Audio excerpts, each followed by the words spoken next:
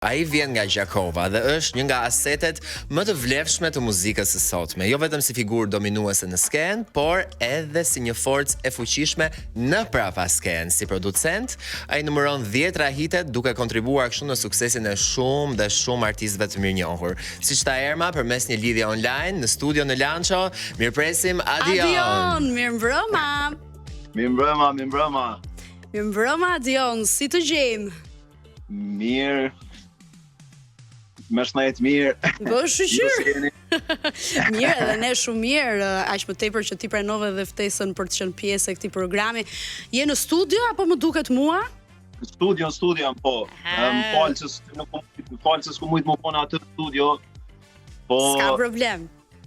Mjafton që ti je në studio duke punuar dhe kjo gjë na bën shumë krenar dhe të lumtur.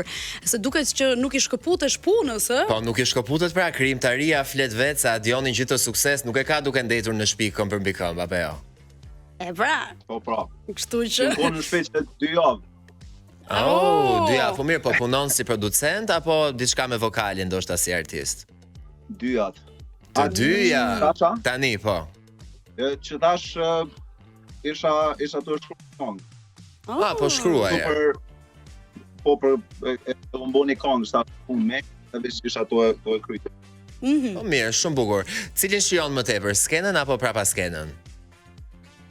Skenën ashta. Skenën, ë? Se nuk e di pse do mendoja prapa skenën në fakt. I ka më shumë lezet ndoshta skena, se ndonjëherë kur ti në fakt të të pyes më shumë më përpara ke punuar në prapa skenë apo ke dalë direkt në skenë dhe ja ke marrë që në fillim atë? Jo, në skenë, në fakt, në skenë nuk është e ku më dash skenën kështu, më konë mosh më atëre pa.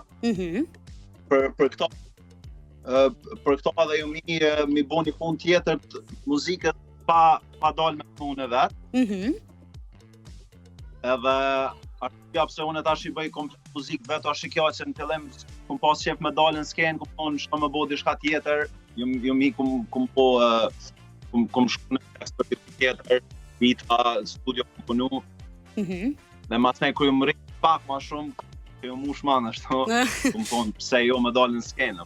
Po, shiko, është bukur kur je i përfshirë në shumë dimensione të muzikës, edhe vetë muzika të jep të llojërie.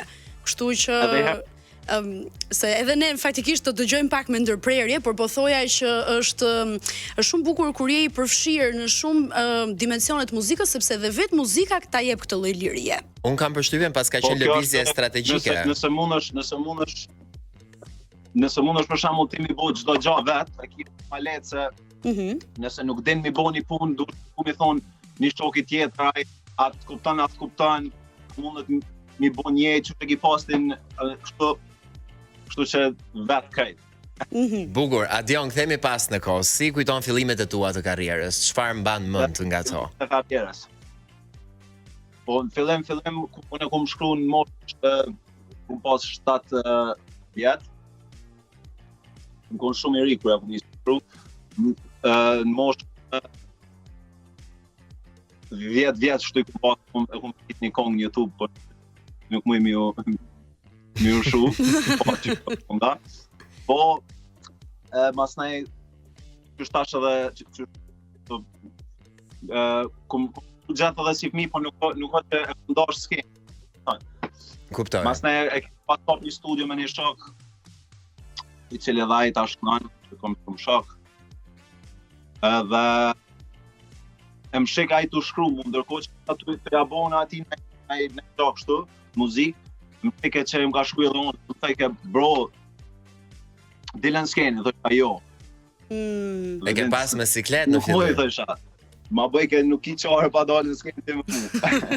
Do me thënë, e ke përdorur rolin e producentit si një formë